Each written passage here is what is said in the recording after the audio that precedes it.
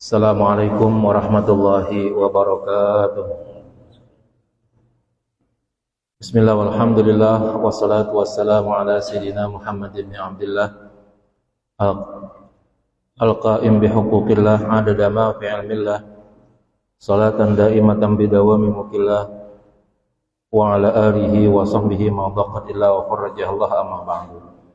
Qalu subhanaka la ilma lana illa ma 'allamtana innaka antal alimul hakim wa la haula wa la quwwata illa billahil aliyyil azim. Rabbi shrah li sadri wa yassir li amri wahlul 'uqdatam min lisani yafqahu qawli. Rabbi shrah li sadri wa yassir li amri wahlul 'uqdatam min lisani yafqahu qawli. Rabbi shrah li sadri wa yassir li amri wahlul 'uqdatam min lisani yafqahu qawli bi jahi sayyidina Muhammadin sallallahu alaihi wasallam.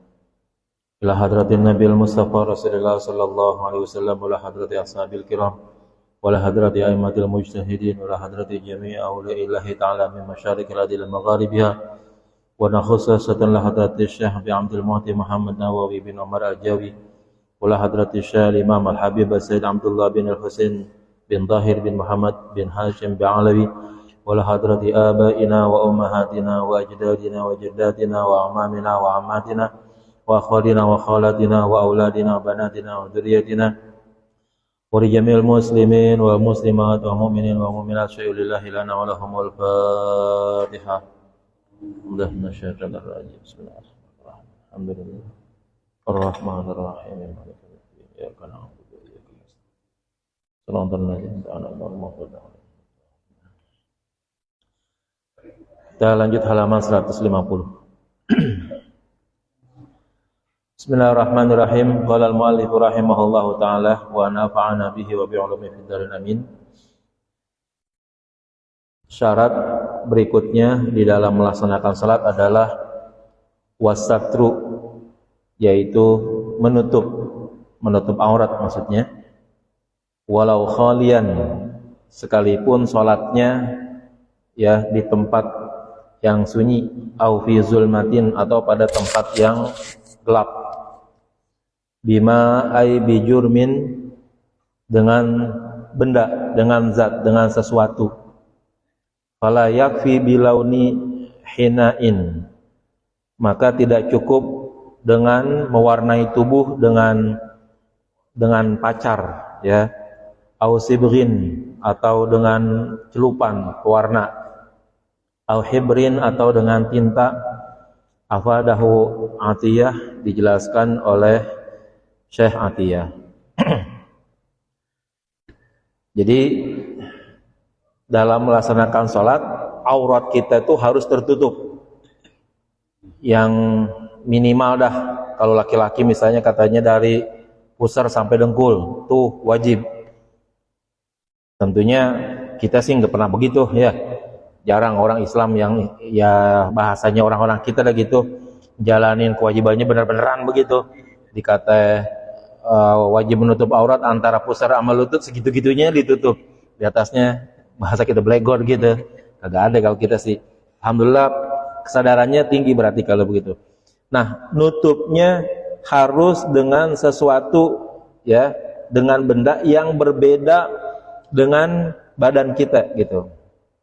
Maka kalau kita menutupnya dengan sesuatu yang nempel langsung di badan kita tuh nggak dicabut gitu, nah itu nggak bisa. Contoh yang paling gampang, mewarnai ya, kulit kita putih ya, terus kita cat gitu misalnya supaya jadi hitam, itu tidak bisa. Kulit yang putih tadi kita cat, kita semprot, kita pilok jadi hitam, itu bukan menutup aurat namanya ya, walaupun warna kulitnya udah ketutup, udah berubah begitu. Itu pilok, pacar, cat ya, tinta, apa aja dah, tapi auratnya masih kelihatan begitu, walaupun mungkin warnanya sudah berubah. Ini tetap tidak sah, kecuali nanti dalam kondisi yang amat sangat ya darurat kali begitu, di mana ya pakaian atau baju atau apa dah kagak ada sama sekali begitu, itu jalan terakhirnya itu ya. Kalau kita masih ya punya baju, punya kain, terus kita menutupnya dengan cara menutupnya dengan pewarna sehingga warna kulit kita berbeda tapi auratnya masih nampak, ya nggak bisa begitu ya.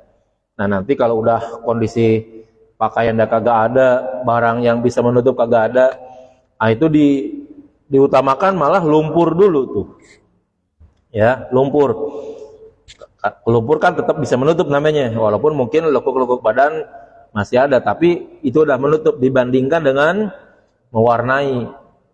Contoh yang gampang kali arang kali begitu. Nanti kalau ada pilihan tuh dalam kondisi darurat, mana yang lebih pilih antara lumpur sama arang? Nah, pilih lumpur dulu karena lumpur itu masih nempel, dianggap dia jurmin namanya atau jirmin. Bisa ditarik, bisa diangkat dari kulit kita. Tapi kalau yang namanya arang kan seolah-olah jadi susah itu nempel di kulit kita, tapi nempelnya kan sangat tipis sekali. Ya arang kita mau tebal-tebalin juga susah ya kan? Iya nggak bisa, paling-paling ya warna hitamnya aja begitu. Yasturu bihi launul basyarati. Ya, yang menutup dengan benda tadi ya semua warna kulit. Bihaitsu la yu'rafu bayaduha min nahwi sawadiha, sehingga tidak lagi kelihatan perbedaan antara putih dengan hitamnya. Fi majlisi takhatubi, ya di tempat berbincang-bincang. Ini kalau kita tutup aurat kita nih, ya siapa orang yang warna kulitnya putih, siapa orang yang warna kulitnya hitam, ya nggak kelihatan dengan menutup kita nih seperti kayak kain gitu ya kan, celana. Nah itu dengan cara seperti itu warna kulit kita udah ketutup tuh dengan pakaian kita, dengan kain kita. Jadi memang seperti inilah yang kita laksanakan yang disuruh oleh agama. Li jami badanil khurrati, untuk ya semua perempuan yang merdeka ya itu semua anggota badannya. Hatta batinil qadama, ini sampai bahkan bagian dalam tapak kakinya. Sawaun kanat kabiratan aw saghiratan, baik perempuan tersebut yang merdeka tadi sudah dewasa atau masih kecil.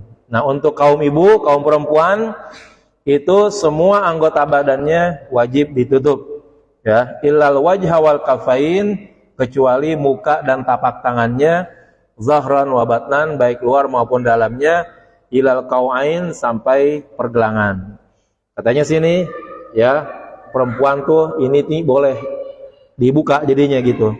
Terus buka tuh mulai dari jidat sampai janggut nih sini nih, kuping tuh ya lebarnya itu masih boleh kelihatan.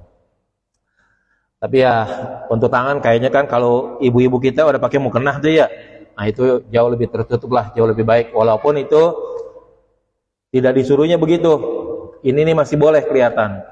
Ya kalau kita lihat sih ya perbandingannya, misalnya kalau kita lagi umroh nih, kita lihat kalau orang yang benar-benaran banget ya begitu dia tuh, benar-benar tuh tangannya masih kelihatan karena nyuruhnya begitu. Nah, kalau kita orang mah beneran lah kalau gitu ya kan, emang mukenanya gede-gede, lebar-lebar begitu. Nah, tapi itu jauh lebih baik. Sampai bahkan bagian kaki ya, maaf, telapak kakinya itu juga wajib untuk ditutup gitu.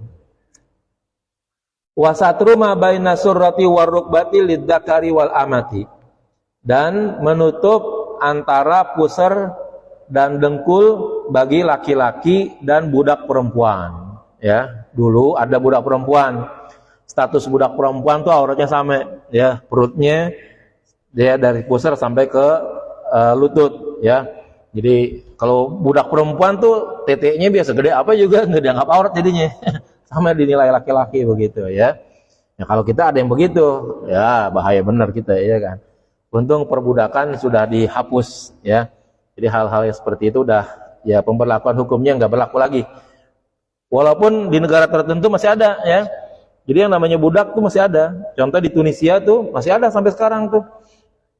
Orang masih pengen lebih bangga jadi budak daripada jadi manusia biasa. Dia udah punya keturunan tuh, budak. Jadi bahasanya dia udah nyaman nempel sama orang lain.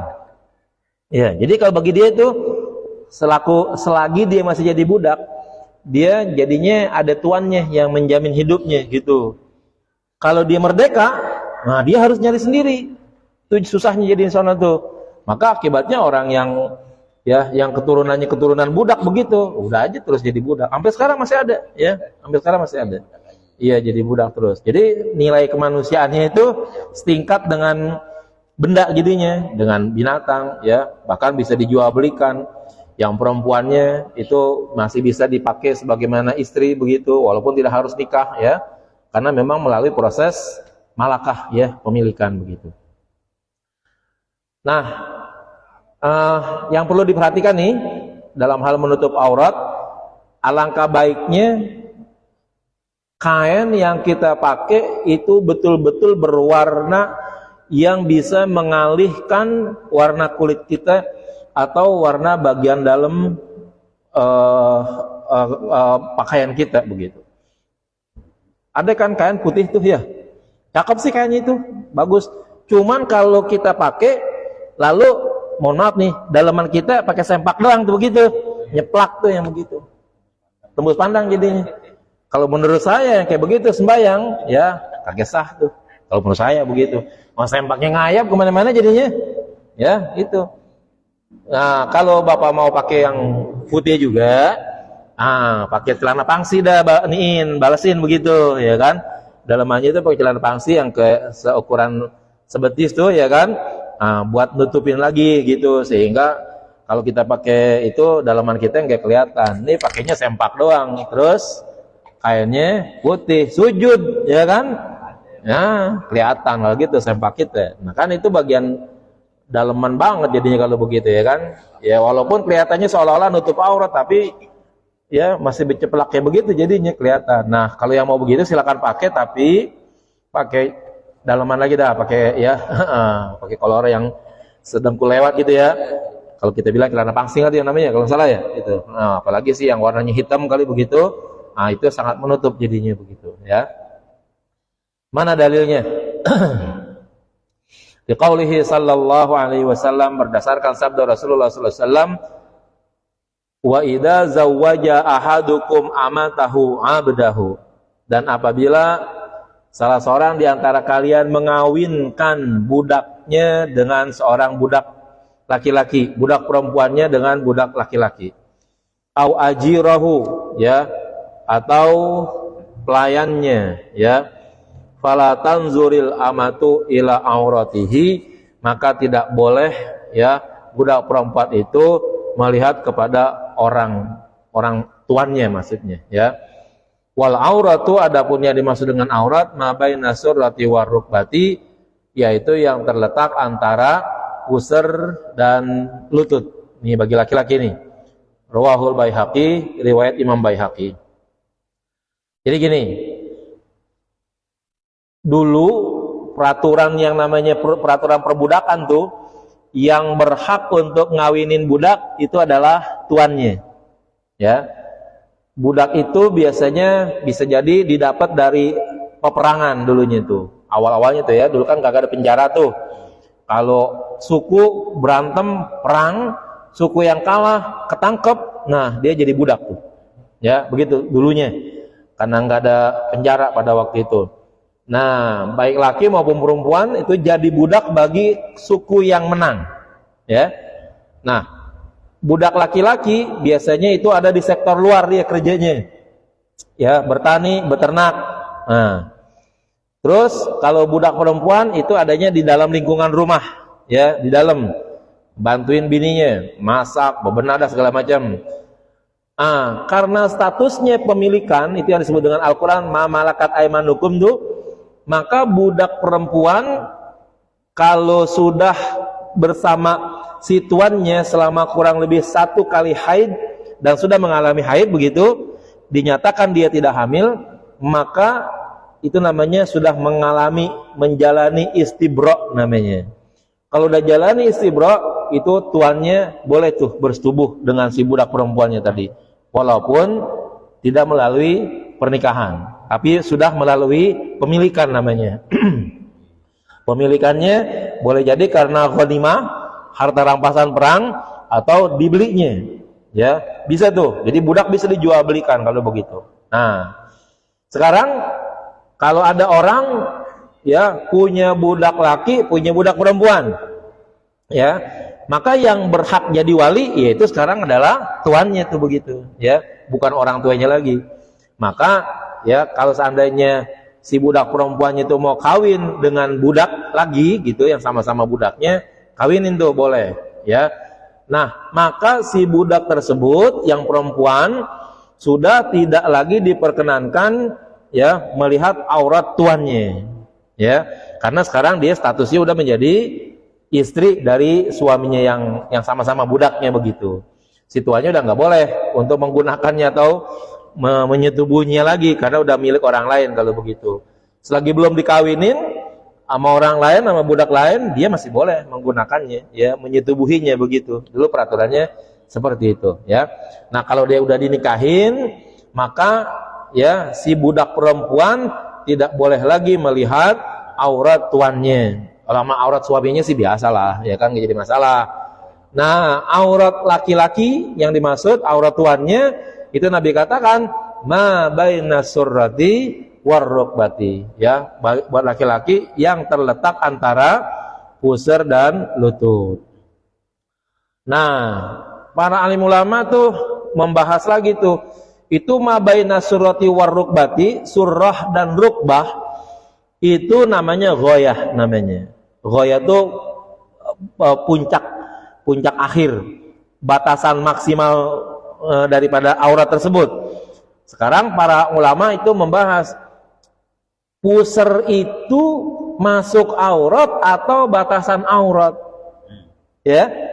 Dengkul itu masuk aurat atau batasan aurat gitu. Nah, bedanya apa?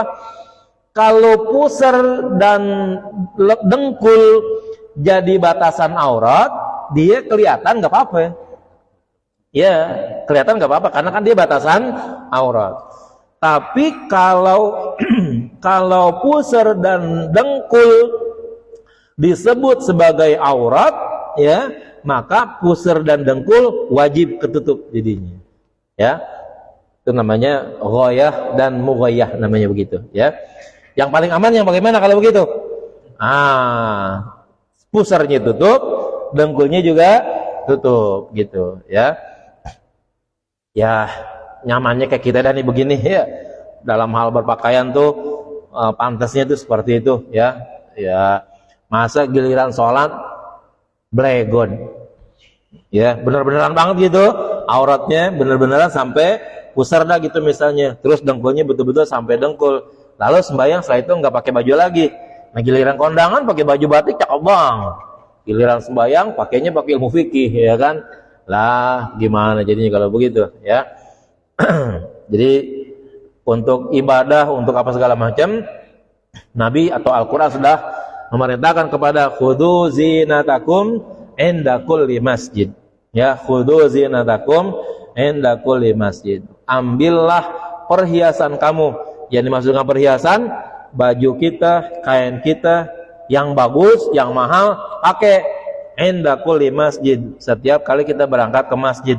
Apakah masjid itu dimaksud dengan tempatnya atau mungkin waktunya? Berarti kalau terkait dengan waktu dan tempat, berarti ya waktu sholat atau tempat sholat begitu. Jadi kalau kita mau ke masjid, memang waktu mau sholat, ke tempat sholat dan melaksanakan sholat, pakai pakaian yang dianggap sebagai perhiasan, zina. Yang namanya perhiasan kan yang cakep kalau begitu. Orang tidak menganggap sesuatu perhiasan kalau dia barang yang jelek gitu kan, maka pakailah yang bagus gitu, ya. Kita jangan ngomong begini nih seringkali nih, sholat tuh sholat pakai kaos, ya kan. Apalagi nih lagi zaman sekarang lagi boleh, ya kan, ada tulisannya ada Maroko di belakang begitu ya. Lagi ngetren sekarang tuh begitu, sholatnya pakai kaos, ya, ada bacaannya di belakang, semboyongnya paling depan lagi, kan konyol tuh begitu ya. Pas kita bilangin, "Bang, sembahyang jangan pakai kaos begitu." Ya, di ngomong dah. Ya, yang penting mah hati gue. Ya, hati gue beres. Kaos mah nggak ada urusannya. Allah yang ngelihat mah amal sama hati gue. Hadisnya tahu lagi dia. Innallaha la yanzuru ila a'malikum wala ila ajsadikum walakin yanzuru ila qulubikum. Ya kan? Allah enggak ngelihat pakaian lu, enggak ngelihat apa yang Allah lihat hati. Hati yang jelek nimbulnya jelek gitu. Ya. Hati yang jelek nimbulnya jelek, hati yang cakep nimbulnya juga cakep juga. Kalau hati dilambangin dengan kaos, ya sejelek itu tuh kaosnya, sama sejelek itu hatinya gitu. Ya, jangan bilang hatinya bagus, tahu tampilannya jelek, kemana ada begitu ya. Hati itu memang udah setelannya. Maka Nabi katakan ya, ala inna fil jasadi mudghah, iza salahat salahal jasadu kulluh wa iza fasadat fasadal amalu kulluh. Gitu ya, fasal jasadu kulluh. Ingat, di dalam tubuh ada sekerat daging ya. Nah, sekerat daging itu kalau baik, maka tubuh semuanya menjadi baik. Tapi kalau hatinya jelek, mudghah itu jelek, maka tubuh yang lainnya juga akan menjadi rusak juga. Ala wahyal qalbu. Ingat, sekerat daging yang dimaksud adalah hati. Nah, itu kan gambaran kalau begitu. Orang kalau pakaiannya jelek, terbuka auratnya, lambang hatinya begitu juga gitu ya. Jangan bilang yang penting mah hati beres. Ya kagak beres kalau begitu. Ya. Orang mau ngaku, apalagi yang perempuan gitu ya. Kagak peduli katanya, emang yang dinilai apa pakaian kita, yang dinilai kan hati kita kan. Iya, hati lu kayak begitu, tampangnya tuh kelihatan dari pakaian lu tuh begitu. Ya, kita orang Betawi dah secakap mungkin dah ya. Kalau buat sholat pakai pakaian yang kagak ada bacaannya dah tuh di belakang-belakang begitu ya kan. Nanti itu kan ya orang di depannya ngeliat gitu. Iya, orang ngeliat, apalagi yang bacaannya I love you, wah ya kan. Dengan tulisan-tulisan ini kan orang akhirnya mau nggak mau membaca juga tuh nyanyi tulisan tersebut ya. Kalau udah kayak begitu tuh setan memang bantu juga lagi ya kan, apalagi tulisannya banyak, belum habis tuh dibaca terus jadi gitu.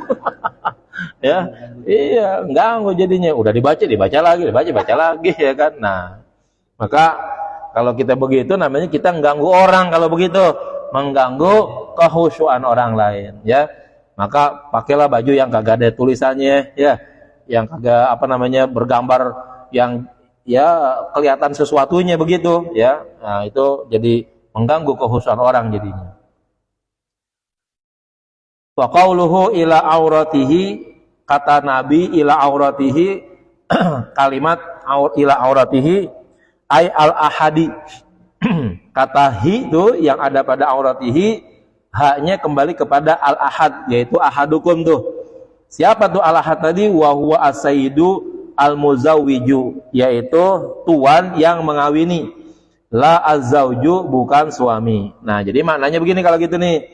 Apabila seseorang di antara kamu, tuan tuh namanya, mengawini budak perempuannya kepada budak laki-lakinya atau kepada pelayannya, ya, maka budak perempuannya setelah itu tidak boleh melihat kepada auratnya, aurat tuannya maksudnya, aurat tuannya yang dulu mengawininya, karena aurat tuannya sekarang udah bukan lagi mahram bagi si budaknya itu, karena si budak itu sudah menjadi mahram bagi suaminya, maka haram bagi budak perempuannya melihat aurat tuannya lagi gitu ya. Kalau dulu sebelum dikawinin masih boleh ya, si perempuan budak itu melihat aurat tuannya atau tuannya melihat aurat budaknya. Kalau udah dinikahin dengan yang lain, ya udah statusnya tuh bini orang lain dah, bahasa kita begitu ya. Li'annaha tanzuru ila aurati zaujiha, karena dia ya boleh untuk melihat kepada aurat suaminya. Wa qauluhu, dan yang dimaksud dengan wal auratu ya, wal auratu ma baina surrati war rukbati huwa minal hadis, itu masuk dalam hadis. Jadi dari wa idza zawwaja sampai war rukbati, nah itu hadis itu namanya, disebut dengan matan ya. Kalau kita belajar hadis itu namanya disebut dengan matan hadis. Wa huwa mahallu syahid, itu yang disebut dengan tempat saksi. Tempat saksi itu artinya lagi berbicara aurat. Di atas itu dikatakan jangan si perempuan budak itu ngelihat kepada aurat tuannya. Nah, aurat tuannya yang mana gitu, ya kan? Dijelasin lagi sama Nabi, wal auratu, yang dimaksud dengan aurat yang tidak boleh dilihat lagi oleh budak. Oleh budak itu ma baina surrati war rukbati, yaitu yang terletak antara pusar dan dengkulnya. Nah, itu berarti tuannya kan laki-laki. Nah, berarti kalau gitu aurat laki-laki itu adalah posisi tubuh yang terletak antara pusar dan dengkul. Nah, maka itu ya bagi kita, kalau seandainya kita istilahnya lagi bergerak kali begitu tuh ya di rumah, maka aurat yang wajib kita tutup yaitu pusar sampai ke dengkul gitu. Di bawah dengkul udah bukan aurat, di atas pusar itu udah bukan aurat. Artinya kalau kita belegot tuh begitu tuh di dalam rumah, ada orang, ada siapa ngelihat sama aurat sama badan kita begitu, kita enggak dosa. Yang ngelihat juga enggak dosa juga. Nah, kalau udah antara pusar dan aurat apa dengkul, nah itu baru ada dosanya itu begitu. Ya. Jangan dikira laki sama laki bilang orang laki. Enggak bisa. Kalau yang namanya udah aurat dilihat sama-sama jenisnya sama begitu, tetap dosa gitu. Perempuan sama perempuan gitu, ya terus dia mempertontonkan auratnya, jangan dikira itu boleh, nggak bisa, tetap hukumnya haram gitu. Jangan dikira kemudian perempuan entah sama-sama perempuan inilah begitu ya kan, lalu dia buka auratnya di depan sama-sama perempuan, haram. Karena memang tidak diperkenankan untuk dipertontonkan kepada orang lain walaupun sama-sama sejenisnya begitu ya. Nggak bisa. Kalau itu udah ya diharamkan tuh begitu jadinya. Wa yakunu satru, dan hendaknya menutup aurat itu min kullil jawanib, dari semua sisi atau semua arah. Ay wa minal a'la, yaitu dari bagian atas, lal asfali, bukan dari bagian bawah, ay azzaili, yaitu bagian ujung. Nah, ini aurat kita nih ya, laki maupun perempuan sesuai dengan aturan. Kalau perempuan semua tubuhnya itu mulai dari ujung kepala, belakang, samping, kiri, kanan tertutup semuanya. Laki-laki juga begitu juga, ya, atas, bawah, samping, kiri, kanan, belakang, depan tertutup. Kalau ngelihatnya dari bawah bagaimana? Ya, itu dosa yang lihat kalau begitu, ya. Orang dulu kan sembahyang di balai ada kan tuh? Balai bambu. Kan dulu ada ya, orang sembahyang di balai bambu misalnya. Terus dilihat tuh, ya kan? Ngelihatnya dari bawah, dari kolong balai begitu. Si yang sholat mah nggak ada hukumnya dia, ya, karena dia udah nutup auratnya. Nah kita nih yang ngelihat dari bawah balai, ada alpukat 2 biji gitu misalnya. Yang dosa kita kalau begitu, yang lihat. Kalau dilihat dari bawah itu nggak jadi masalah, baik laki maupun perempuan. Kalau dilihat dari bawah karena sembayangnya misalnya di tempat yang ini kayak balai begitu tuh dulu ya kan, kelihatan tuh misalnya terbuka auratnya dari dalam tapi dari bawah begitu. Dianya yang di atas tuh nggak ngapa-ngapa, yang dosa yang kita tuh yang lihat sampai segitu-gitunya. Orang mau sholat kita lihat dari bawahnya itu begitu ya kan. Itu yang nggak boleh ya. Ya jadi kalau dari samping, kiri, kanan, depan, belakang udah tertutup, udah selesai. Itu aurat sudah selesai kewajibannya. Adapun dari bawah orang lihat, dosa yang lihat dah kalau begitu, ya. Wa in ru'ya dzalika bil fi'li, ya. Sekalipun yang demikian itu dilihat secara sengaja. Hala sujudihi, ketika dia sujud, ya, afadahu Atiyah, sebagaimana dijelaskan oleh Ibnu Atiyah. Jadi kalau ada orang sujud, kalau kita lihat tuh, ya kan sampai ke dengkul kalau begitu, ya kan? Sangat memungkinkan kalau laki-laki kainnya masih kelihatan ke dengkulnya tuh, pas dia lagi sujud, ya kan? Kelihatan tuh dari belakang dengkulnya itu dia.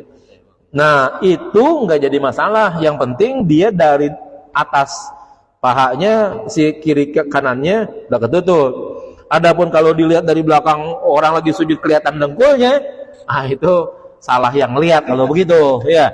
Jangan salahin orang yang pakai kain dari ini tuh begitu. Nah, makanya kalau pakai kain jangan istilahnya ngepres banget begitu, ya kan. Kalau kita kan batasannya mata kaki dah tuh ya. Kalau bisa jangan sampai ke betis banget tuh. Orang-orang sebelah kan depannya begitu tuh ya. Pakai kain cingkrang-cingkrang begitu. Ya mohon maaf. Kalau kita pakai kain sampai mata kaki nih, pas kita sujud kan atau ruku kan ketarik tuh ya. Mau nggak mau kan akhirnya naik dikit tuh kalau begitu. Iya kan? Apalagi kita sujud. Yang sampai mata kaki aja akhirnya ketarik juga tuh naik ke atas. Nah, sekarang kalau orang udah pakai kain cingkrang begini nih ya kan ya. Nah, dia sujud gitu. Nah, kan lebih banyak lagi yang kelihatannya kalau begitu, ya. Orang seringkali salah banyak memahami hadis tuh, ya, bahwa Allah katanya melaknat orang-orang yang memakai pakaian yang panjang khuyala gitu. Nah, ini nih hadisnya tuh. Kayak kita tuh pakai celana ya, pakai batas mata kaki tuh.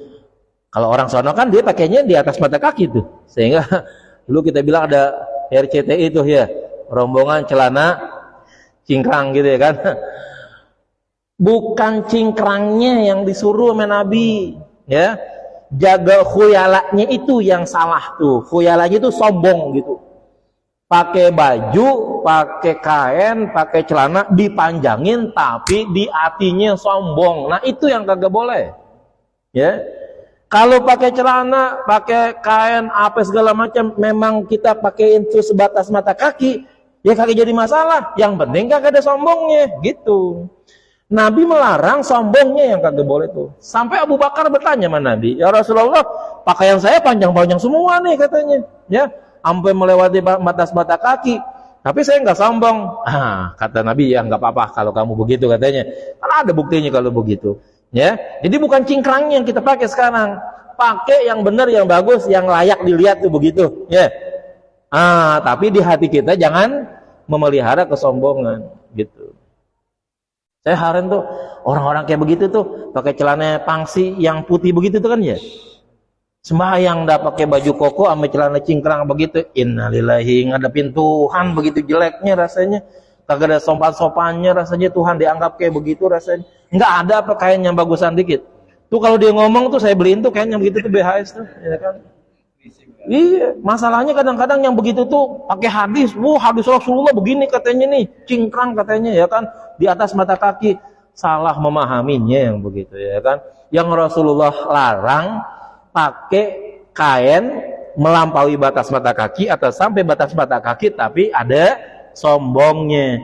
Khuyalanya itu yang Nabi kagak suka gitu. Bukan cingkrangnya yang Nabi suruh pakai, bukan, ya. Itu. Udah cingkrang, tipis, butek lagi warnanya, sembahyang paling depan, lalu bilang, "Nih sunnah Rasul." Rasul yang mana? Ya, udah mahamin hadisnya salah, ya kan, pakainya jelek. Ntar kira-kira kalau kondangan dipakai nggak dia yang begitu tuh? Saya pengen lihat tuh orang begitu tuh kalau kondangan dipakai gitu tuh celana yang begitu. Jangan-jangan giliran sembahyang begitu, giliran dia kondangan ganti, ya kan, yang keren, yang cakep begitu. Ini mah ngeremehin Tuhan kalau begitu ya kan, ngeremehin Allah Subhanahu wa taala. Giliran sembahyang pakainya kayak begitu, bilangnya inilah sunnah Nabi, inilah sunnah Rasul. Giliran kondangan pakai batik, pakai apa segala macam, cakep tuh ternyata begitu. Ya. Coba dah nanti bapak-bapak lihat ya, perhatiin nih. Kalau kondangan di tempat-tempat kayak begitu tuh, ya teman-teman gitu kira-kira lihatin tuh dia pakai bajunya begitu enggak begitu tuh, ya kan? Kalau dia di kondangan bajunya lain ambil disembah-sembah yang ya citak tuh palanya kayak begitu. Kurang ajar rasanya ya kan? Giliran sholat, giliran sembahyang bilangnya ini sunnah Rasul, ini sunnah Rasul. Giliran kondangan sunnah Rasulnya dilupain kalau begitu. Orang mah yang namanya sunnah Rasul ya giliran sholat sunnah Rasul, giliran kondangan juga sunnah Rasul. Semuanya harus diterapkan dalam kehidupan manusia. Jangan ya giliran satu tempat pakai sunnah Rasul, giliran tempat lain dipakai sesuai seenak waduknya kalau begitu. Jangan begitu, di mana saja kita pakai ya sunnah Rasul itu pakai. Kalau memang mau pakai begitu, pakai yang rapi, pakai yang bagus, pakai yang tertutup, ya kan? Yang warnanya juga memang tidak kelihatan aurat dan lain sebagainya. Itu yang Allah minta, yang Rasul minta supaya ibadah kita tuh jadi benar begitu. Ini giliran sholat, aduh udah dah semuanya seolah-olah kayaknya dia doang yang paling nyunah begitu ya kan, dengan pakaiannya cingkrang kayak begitu ya. Wah, kalau kita lihat di beberapa tempat lagi begitu tuh ya kan, bener-bener itu celana pendek banget dipakai itu, masya Allah ya. Nih orang mahamin hadisnya siapa yang ngajarin tuh sih begitu tuh, saya bingung tuh begitu ya kan. Ya inilah akibatnya ya, salah, gara-gara salah memahami hadis akhirnya salah terapan tuh begitu ya. Maka kita yang namanya ngaji kudu ya melalui ulama-ulama yang juga punya sanad yang benar begitu. Jangan asal baca ya kan, dikit-dikit baca hadis, dikit-dikit baca hadis, dia tahu kagak tuh sanad gurunya kemana sampainya. Kan banyak tuh kelompok-kelompok orang begitu ya kan, baca hadis fadhailul a'mal misalnya begitu ya kan, boleh bagus, tapi terapannya harus juga yang benar, yang memang diajarkan oleh para alim ulama ahli sunnah wal jamaah. Jangan nerapinnya ngaku sebagai nerapin sunnah, tapi kalau dilihat malah nggak kelihatan dengan sunnahnya begitu. Nabi itu kan disebut dengan sahibus sarawil katanya ya. Jadi Nabi sebenarnya pakai kainnya kayak kita begitu tuh ya, kayak kita begini yang benar tuh. Jadi Nabi pakai celana pangsi kalau kita bilang, pakai kain tuh seperti itu, pakai gamis begitu ya. Tapi orang sebelah sana ya pakai celana pangsi doang ya kan, akan jadi jelek kalau gitu memahami Islam yang seperti itu. Baik, wallahu a'lam bishawab. Al-Fatihah.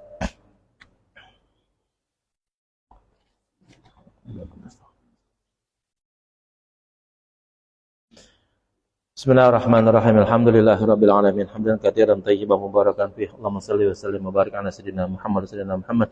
Allahumma rzuqna fahman nabiyyin hamzal mursalin wa sana'atal mamatil muqarrabin. Allahumma anfa'na bima 'allamtana wa 'allimna ma yanfa'una wa 'allimna ma jahilna. Allahumma ij'alna wa auladana banatina dzurriyyatina min ahli wal khair wa la taj'alna wa iyyahum min ahli syarri wad dhair wa ftah qulubana wa quluba mutal 'arifin. Wahdina wa iyyahum siratal mustaqim siratal ladzina an'amta 'alaihim ghairil maghdubi 'alaihim waladdallin. Rabbana atina fid dunya hasanah fil akhirati hasanah wa qina adzabannar. Sallallahu alaihi wasallam Muhammad walhamdulillahirabbil alamin. Mohon maaf. Assalamualaikum warahmatullahi wabarakatuh.